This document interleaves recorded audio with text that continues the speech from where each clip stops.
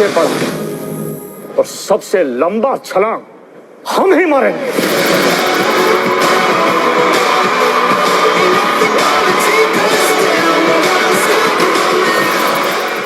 मैं एक simple master हूँ, आप फिल्म में भी देखे हमारा कोई ऐसे मोटिवेशनल स्पीकर के तौर पर बोलने का अनुभव नहीं है। मैंने बिंद्रा जी को बताया था कि भाई मैं तो ऐसा कुछ बोलता नहीं हूँ, आप जोश में ला देते हैं, सबके खून को गर्म कर देते हैं, आपके बोलने से धमनियों में खून तेज दौड़ने लगता है।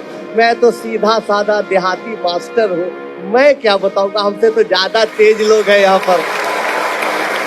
लेकिन बिंद्रा जी कहे बहुत अच्छी बात कि आप जो भी लाइफ में फील किया, जो भी आपको लगा कि सच है, वो आप 15-20 मिनट में हमारे साथियों से बातचीत करिए। तो दोस्तों बहुत सारी कहानियां, 510 कहानियां हैं, उसमें से एक ही कहानी सुनाना चाहेंगे। सब कहानियां एक पर एक है। शशि नारायण की, भाई बेचारा छोटा सा सुसाइड कर लेता है, घर में गरीबी, कुछ नहीं, बहुत मुश्किल से जीता है, लेकिन शशि हिम्मत नहीं हारता। नहीं, गरीबी है तो लड़ेगा गरीबी से, समस्याएं तो जीवन में आती ही है, कुछ अच्छा करिएगा तो चैलेंजेस आएगा ही।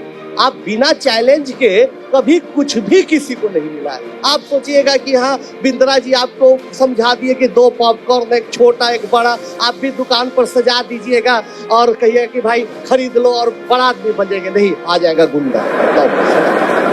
नया नया चैलेंज आएगा, जो सीख के जाइएगा उससे अलग चैलेंज आएगा। बड़ा सोच छोटा करने का मौका ही नहीं देगा। तो जीवन चुनौतियों से भरा हुआ है, इस बात का आप हमेशा ख्याल रखिएगा। आपका दुकान है बगल में, आप बड़ा छोटा पॉपकॉर्न सजाए हुए हैं, अच्छे से काम कर रहे हैं, मेहनत से काम कर रहे हैं, मकान मालिक को लगा कि भाई तो कमा रहा है, ए भाई कल आप दुकान खाली कर। कुछ भी समस्या आ सकती है, जीवन में चुनौतियों के लिए हमेशा तैयार रहनी चाहिए। ये बात भी देखिए, हम अपनी एक्सपीरियंस को बोल रहे, कोई पॉइंट वाइज नहीं बोल रहे, कहानी के जरिए बता रहे, आप उसको समझते नोट करते जाइएगा। तो शशि चैलेंज किया कि ठीक है, 10th पास किया गवर्नमेंट स्कूल से, हमारे पास आया, रात दिन एक करके पढ़ाई किया। बाकी नहीं सर, आप अगर 5 घंटा पढ़ने के लिए कहिएगा तो मैं 10 घंटा पढ़ूंगा, अगर आप 10 घंटा करिएगा पढ़ने के लिए तो मैं सोऊंगा नहीं, हम मेहनत करेंगे सर, आप हमको सुपर 30 में रखिए, हम क्या आ जाएंगे। पढ़ते पढ़ते पढ़ते, मेरे दूसरे बैच का लड़का तो पढ़ते पढ़ते मेहनत करते करते इसका IIT में हुआ, खड़गपुर में, मुश्किल से IIT खड़गपुर। क्यों? क्योंकि इसका रैंक उतना अच्छा नहीं था, इस परिवेश से आता था, उस परिस्थिति से आता था, इसका बैकग्राउंड पढ़ाई उतनी बड़ी नहीं, लेकिन ये हो गया भाई, IIT गया, वहां भी मेहनत नहीं छोड़ा। क्योंकि लाइफ में जब आप एक कदम आगे बढ़िए तो अगला उसके अगला सोचते रहिए, तो मेहनत करते रहा, इंग्लिश सीखा, प्रोजेक्ट लिखते रहा, करते करते फर्स्ट ईयर में ही इतना अच्छा मार्क्स लाया, IIT खड़गपुर का सारा रिकॉर्ड तोड़ दिया और कंप्यूटर फिर मेहनत किया।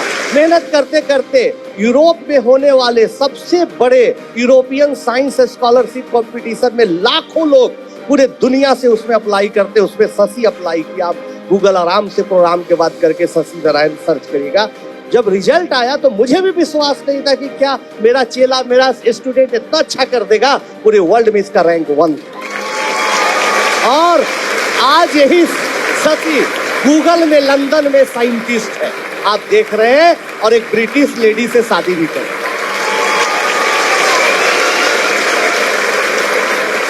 मेरा भी जन्म आप फिल्म में देखे थे, बहुत गरीब घर में हुआ।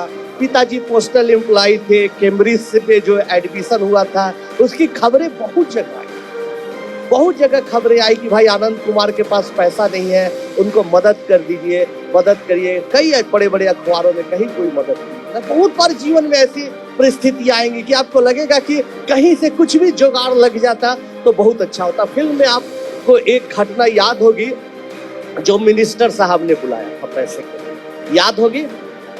फिल्म में जितना मिनिस्टर साहब ने अच्छी एक्टिंग की थी उतना तो फिल्म में दिखाया नहीं। मिनिस्टर साहब बोले कि आ जाना, पैसे की जरूरत होगी, आ जाना।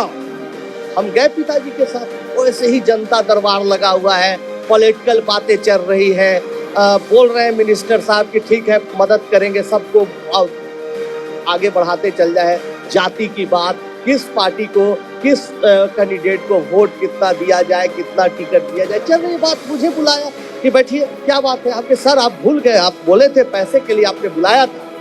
एकदम फिल्मी अंदाज में बोला उन्होंने, बुलाया था। मैं उस हर नौजवान को बुलाता हूँ जो देश के लिए अच्छा काम करता है, जो प्रदेश के लिए अच्छा काम करता है। तूने भी अच्छा काम किया, आपने बुला लिया, बैठ जी। मुझे लगा कि ये नेताजी तो भाई पैसा का बात ही नहीं किया, बड़ा चालाक आदमी है। फिर लगा पिताजी बोले कि भाई कान में हो सके बड़े आदमी है, भूल गए हो, तुम इनको अच्छे से समझाओ। तुम तो बोले खाली कि बुलाया, कान में बोले। फिर हम कहे प्रणाम सर। बोले अब क्या हुआ? हम कि सर ऐसा है कि आपने बोला था पैसे के चक्कर में। बोला था पैसे के चक्कर में, पैसे के चक्कर में मत पड़ना। अच्छे अच्छे के लोगों को पैसे के चक्कर में बर्बाद होते देखा है। बड़े बड़े पॉलिटिशियन, IAS IPS जेल चले जाते हैं पैसे के चक्कर में। महात्मा गांधी पैसे के चक्कर में रहते थे, गौतम बुद्ध पैसे के चक्कर में रहते थे। पैसा के चक्कर में मत पड़ो, बैठो। हम कहते भाई ये तो एकदम फिल्म की तरह। जब फिल्म की कहानी लिखी जा रही थी, उस पर रिसर्च हो रहा था, तो हमारे डायरेक्टर थे विकास बहल जी या संजीव दत्ता स्क्रिप्ट राइटर, वो लोग बोलते थे कि भाई ये सब तो आपको फिल्म दिखाएंगे तो हम इसको फिक्शन समझेंगे। ऐसा आपका जीवन में कई घटनाएं हैं कि सब पूछे लगे कि झूठ हो रहा है, लेकिन वाह क्या बात है, आपको तो ऑलरेडी कहानी फिल्म। तब फिर तीसरी दफा हम लोग निराश होकर निकल रहे थे। पिताजी कहे बेटा एक बार और ट्राई लो, साफ बोलो इनको कि विदेश जाना है। हम बोले सर प्रणाम, मुझे विदेश जाना। कहाँ जाना है? हम सर इंग्लैंड जाना है, कैम्ब्रिज जाना। ओ इंग्लैंड जाओ, अमेरिका जाओ, जापान और जर्मनी भी जाओ, अच्छा अच्छा काम करो, लेकिन इस मिट्टी को जहां बिहार में तुम जन्मे हो कभी नहीं बोलना। इसी मिट्टी पर महावीर को कर्मभूमि रही है, गौतम बुद्ध को ज्ञान प्राप्त हुआ है, वापस यहाँ आके गिव बैक टू सोसाइटी करना जाओ। हैप्पी फिल्म में इसी का दिखाया गया, लेकिन क्लाइमेक्स फिल्म में नहीं दिखाया गया। फिल्म की अपनी एक छोटी सी उम्र होती है, टाइम होता है, उसी में दिखाया जाता है। फिर इसके बाद जो फिल्म में नहीं दिखाया गया वो पार्ट बता रहे हैं। हम पिताजी के साथ गए, बाहर गए, सड़क के उस तरफ चाय बिक रही थी, मंत्री जी के क्वार्टर के ठीक ऊपर ठेले पर चाय बिक रही थी। हम पिता पुत्र चाय पी रहे थे। चाय वाला पिताजी से पूछा कि बेटा नौकरी मांगने गए थे क्या? डांट सुन क्या है क्या? एकदम चेहरा दोनों का ऑफ है। पिताजी बताए नहीं भाई ऐसी ऐसी बात है। चाय वाला गर्म हो गया, डट कौन भेज दिया इस मंत्री के पास आपको? कैसे गए? जो आदमी 3-4 महीने से मेरा उधार चाय मंगवा के पीता है, पैसा नहीं देता है, वो क्या आपको पैसा देगा? तो दोस्तों ये देश में बदलाव उसी वक्त आएगा जब आप लोग अच्छा व्यापार करेंगे। इस देश में बदलाव उसी समय आएगा जब आप लोग कोई नया इनोवेशन करेंगे। देश आपके सहारे है, राजनीतिज्ञों के सहारे नहीं है। इसको आप हमेशा नोट करिए।